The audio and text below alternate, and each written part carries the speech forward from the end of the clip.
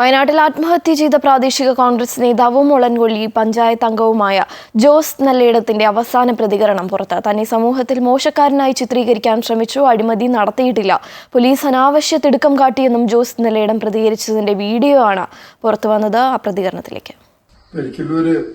തോട്ടയും മദ്യവും പിടിച്ചതുമായി ബന്ധപ്പെട്ടുള്ള ഇൻഫോർമേഷൻ എനിക്ക് തെറ്റായി ലഭിച്ചത് ഞാൻ പോലീസിന് ഫോർവേഡ് ചെയ്തു. മുൻകാലങ്ങളിലും പോലീസിന് ഇതുപോലെ ഒത്തിരി ഇൻഫോർമേഷൻ കൊടുക്കുകയും വലിയ തോതിലുള്ള സ്ഫോടക വസ്തുക്കളും അതുപോലെ തന്നെ മയക്കുമരുന്നുകളും ഒക്കെ പോലീസിന് പിടിക്കാനും സാധിച്ചിട്ടുണ്ട്. ജനജാഗ്രതാ സമിതിയുടെ ഭാഗമായി പുഴയോട് തീരത്ത് ചേർന്ന് കിടക്കുന്ന ഈ വാർഡില് ആളുകൾ ഇങ്ങനെ തരുന്ന ഇൻഫോർമേഷൻ മുൻകാലങ്ങളിൽ നമ്മൾ പോലീസിന് കൈമാറുകയാണ് ഉണ്ടായിട്ടുള്ളത്. അതിന്റെ നിജസ്ഥിതി പരിശോധിച്ച് കേസ് രജിസ്റ്റർ ചെയ്ത് ആളുകളെ പ്രതി ചേർക്കുന്നത് പോലീസ് പ്രാഥമിക അന്വേഷണം നടത്തിയിട്ടാണ് വേണ്ടിയിരുന്നത്. അതിനു പകരം പോലീസിന്റെ ഭാഗത്തുനിന്ന് കഴിഞ്ഞ 26-ാം തീയതി എന്നെ വിളിച്ച് ഇതിന്റെ വിശദ വിവരങ്ങൾ തേടുകയും എനിക്കറിയാവുന്ന വിവരങ്ങൾ പറയുകയും ചെയ്തിട്ടുണ്ട്. പിന്നീട് എന്തെങ്കിലും ആവശ്യമുണ്ടെങ്കിൽ വിളിക്കാമെന്ന് പോലീസ് പിന്നെ ഇത് പറയുകയുണ്ടായി. പക്ഷെ ഇപ്പോൾ സോഷ്യൽ മീഡിയയിലൊക്കെ ഞാൻ വലിയ അഴിമതിക്കാരനും ഗൂഢാലോചനക്കാരനുമൊക്കെയാണെന്ന് പറഞ്ഞ് വലിയ പ്രചരണങ്ങൾ ചിലരുടെ ഭാഗത്തുനിന്നുണ്ട്.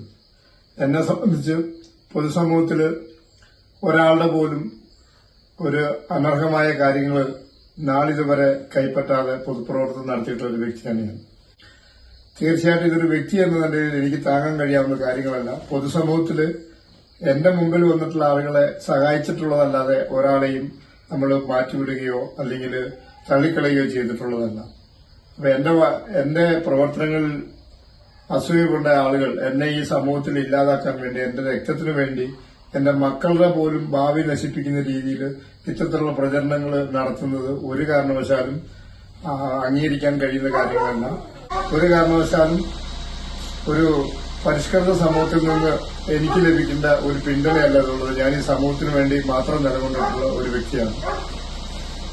പോസ്റ്റുകളിൽ ഞാൻ കോടികളുടെ അഴിമതി നടത്തി പണം സമ്പാദിച്ചു, കോറിക്കാരുടെ അടുത്ത് നിന്ന് പണം സമ്പാദിച്ചു എന്നൊക്കെയുള്ള രീതിയിൽ വളരെ തരം താഴ്ന്ന രീതിയിലുള്ള പ്രചരണങ്ങളുണ്ട്.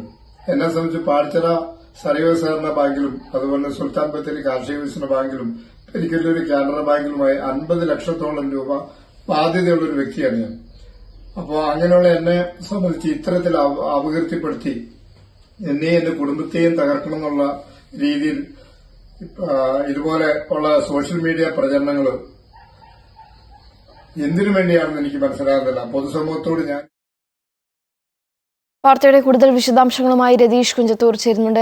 രതീഷ്, വളരെ സുപ്രധാനമായ ഒരു വീഡിയോ സന്ദേശം തന്നെയാണ് ഇപ്പോൾ പുറത്തു വന്നിരിക്കുന്നത്. പോലീസ് അനാവശ്യ തിടുക്കം കാട്ടിയെന്നും താൻ അഴിമതി നടത്തിയിട്ടില്ല, തന്നെ മോശക്കാരനായി ചിത്രീകരിക്കാൻ ശ്രമം നടന്നു എന്നതടക്കമുള്ള ആരോപണങ്ങളാണ് ഇപ്പോൾ ജോസ് നല്ലേടം ഈ ഒരു വീഡിയോ സന്ദേശത്തിലൂടെ പറഞ്ഞിരിക്കുന്നത്. വിശദാംശങ്ങൾ എന്തൊക്കെയാണ്?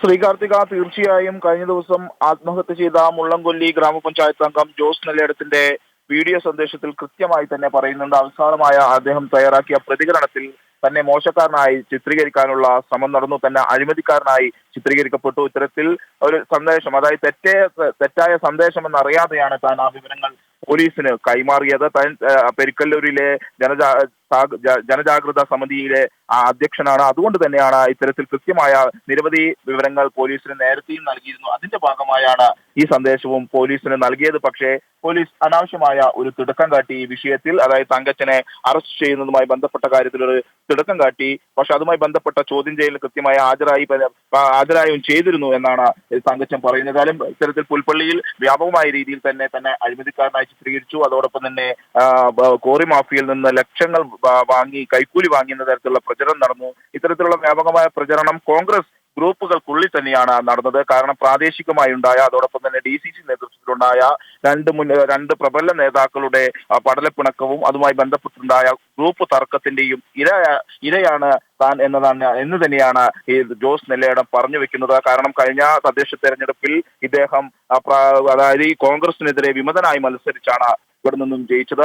പിന്നീട് കഴിഞ്ഞ വർഷമാണ് അദ്ദേഹം പാർട്ടിയിലേക്ക് തിരിച്ചെത്തുന്ന ഒരു സാഹചര്യം ഉണ്ടായത്. ഏതായാലും ഇത്തരത്തിൽ ജോസ് നെല്ലിടത്തിന്റെ പ്രതികരണം പുറത്തു വന്ന ഒരു സാഹചര്യത്തിൽ പ്രതികരണം പുറത്തു വന്ന ഒരു സാഹചര്യത്തിൽ കുടുംബം കൃത്യമായി ഇന്ന് പ്രതികരിക്കുമെന്നാണ് നമുക്ക് ലഭ്യമാകുന്ന വിവരം. കഴിഞ്ഞ ദിവസം മകൻ, അതായത് ഒരു കോൺഗ്രസ് നേതാവ് പോലും ഇദ്ദേഹത്തിന്റെ മൃതദേഹം കാണാൻ വീട്ടിലേക്ക് വരരുതെന്നും മകൻ ആവശ്യപ്പെട്ടിട്ടുണ്ട്. അതുകൊണ്ട് തന്നെ വയനാട് കോൺഗ്രസിനുള്ളിൽ വലിയ രീതിയിലുള്ള ഗ്രൂപ്പിസവും അതവും തർക്കവും വിവാദങ്ങളും ഉടലെടുത്തിരിക്കുകയാണ്. പ്രിയങ്ക ഗാന്ധി അടക്കം ഇവിടെ മണ്ഡലത്തിൽ ഇന്നുണ്ട്. അവരുടെ പ്രചാരണ മണ്ഡലത്തിൽ സജീവമായി തന്നെ പ്രിയങ്ക ഗാന്ധിയുണ്ട്, വയനാട്ടിലുണ്ട്. ഇത്തരം ഒരു സാഹചര്യത്തിലാണ് ജോസ് നെല്ലിടത്തിന്റെ ആത്മഹത്യയും. അതോടൊപ്പം തന്നെ കോൺഗ്രസിലെ നേതാക്കൾ കഴിഞ്ഞ 2-3 വർഷങ്ങൾക്കിടെ 3 നേതാക്കളാണ് ഇത്തരത്തിൽ ഗ്രൂപ്പ് തർക്കവും അതോടൊപ്പം ഉണ്ടായ വിവാദങ്ങളെ തുടർന്ന് വയനാട്ടിൽ ആത്മഹത്യ ചെയ്തത്. തുടർക്കഥയാവുന്ന ഒരു സാഹചര്യം, കോൺഗ്രസിനുള്ള വിവാദങ്ങളും മറ്റൊരു വിഷയത്തിലേക്ക് പൊട്ടിത്തെറിയിലേക്ക് പോകുന്ന ഒരു സാഹചര്യമാണ്. ഏതായാലും ഇത്തരത്തിൽ നേരത്തെ ഞാൻ സൂചിപ്പിച്ചതുപോലെ കോൺഗ്രസിന്റെ വിഭാഗീയത,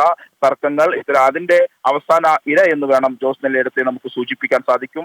തന്നെ മോശമായി ചിത്രീകരിക്കാൻ ശ്രമിച്ചതിന്റെ അതിലുള്ള ഒരു പ്രതികരണം എന്ന രീതിയിൽ തന്നെയാണ് അദ്ദേഹത്തിന്റെ അവസാന പ്രതികരണമായി ഇത് പുറത്തു വന്നിരിക്കുന്നത്.